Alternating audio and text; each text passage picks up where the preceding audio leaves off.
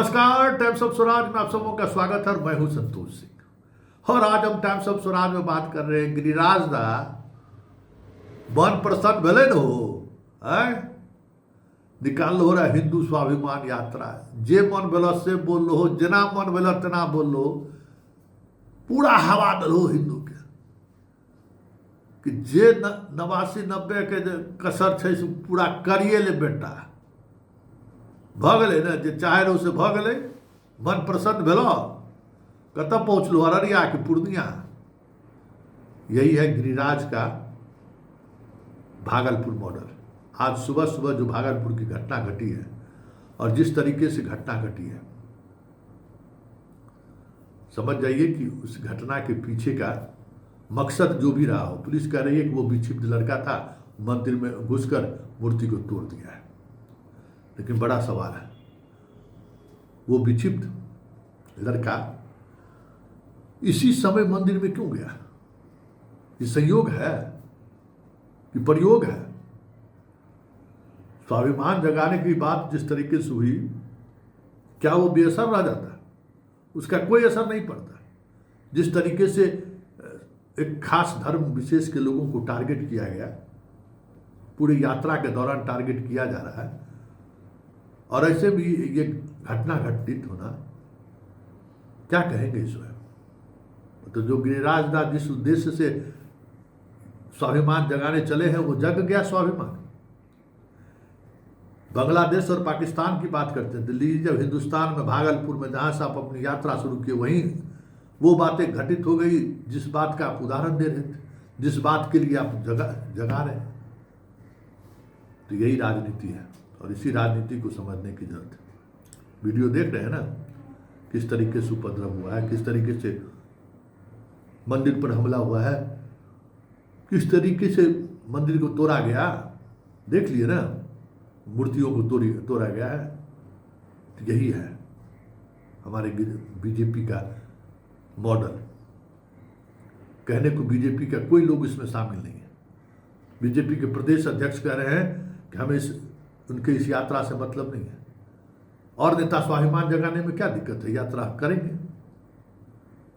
और कहा जा रहा है कि अमित शाह के इशारे पर ये सारा कुछ हो रहा है, पूरे बिहार में इस तरीके की यात्रा चलेगी। तो चलिए, इस यात्रा से बीजेपी का कितना स्वाभिमान जगेगा ये तो वक्त बताएगा। हिंदू का ठेकेदार या हिंदू को रिप्रेजेंट बीजेपी थोड़ी करता है। बीजेपी का अपना एजेंडा है, अपनी नैरेटिव है, उसको वो रिप्रेजेंट करता है। इसलिए कहते हैं कि बीजेपी का स्वाभिमान कितना जगेगा ये तो 2025 के चुनाव में समझ में आएगा। लेकिन जिस तरीके से गिरिराज स्वाभिमान जगा रहे हैं हिंदुओं का, बीजेपी को फायदा हो या ना हो, नीतीश को बड़ा नुकसान होगा, ये तो साफ दिख रहा है। तो चलते चलते जरा गिरिराज दा का वो मधुर वाणी आप भी सुन लीजिए। क्या मधुर वाणी है, वाह रे वाह।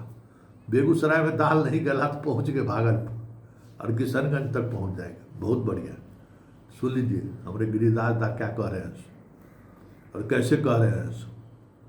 और कह रहे हैं कि ये यात्रा स्वाभिमान जगाने का यात्रा है, बीजेपी से इस यात्रा को कोई मतलब नहीं है।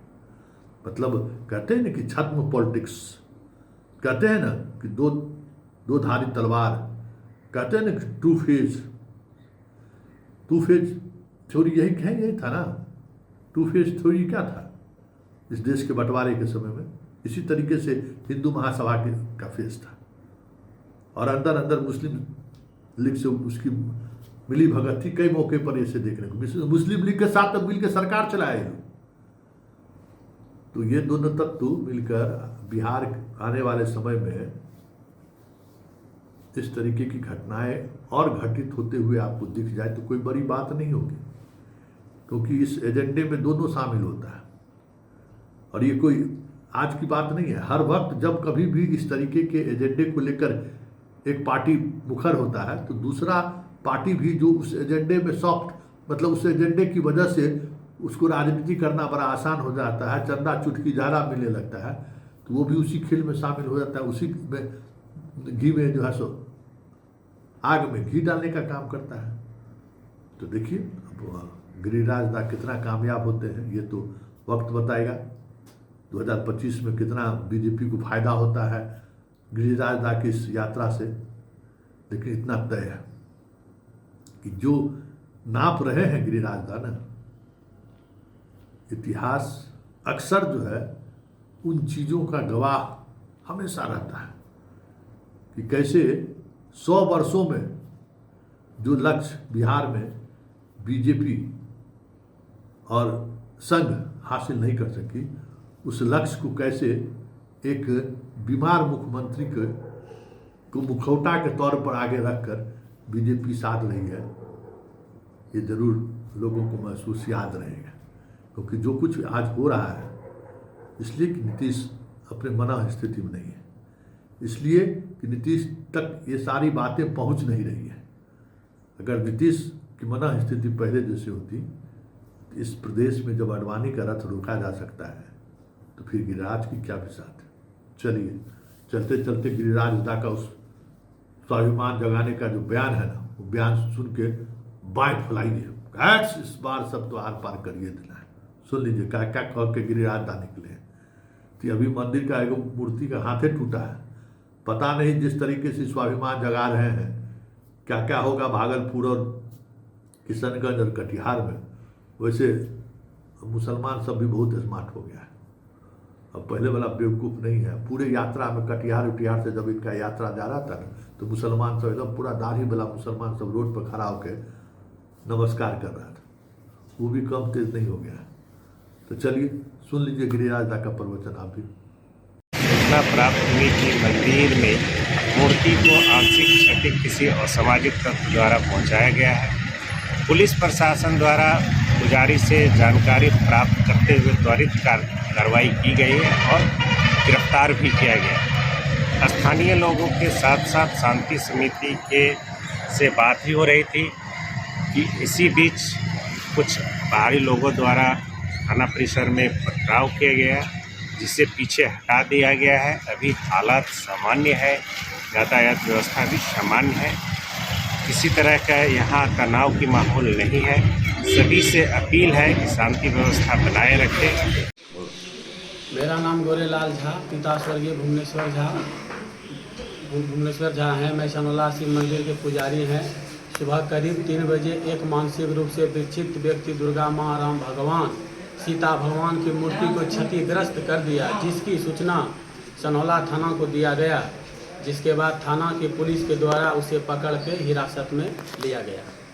इस शुरुआत की कुछ खास या फिर कुछ विशेष यात्रा कहीं से शुरू करते, लेकिन भागलपुर को क्यों चुना? अरे कहीं से शुरू करते वो प्रथम ही होता। भागलपुर अपने जख्म को भूला नहीं है और फिर दूसरा जख्म ना पड़े इसलिए भी भागलपुर चुना हूं। बहुत बहुत धन्यवाद। प्रथम चरण है, आगे देखते चले। सर, पार्टी का दबाव है आपके ऊपर? हमें किसी के दबाव की चिंता नहीं है।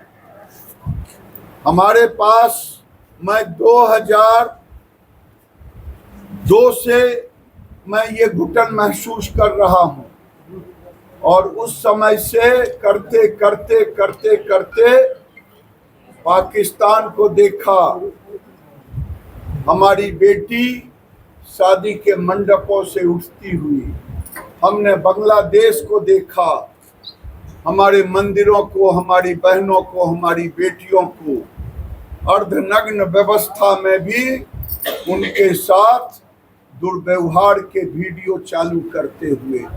अब नहीं तो कभी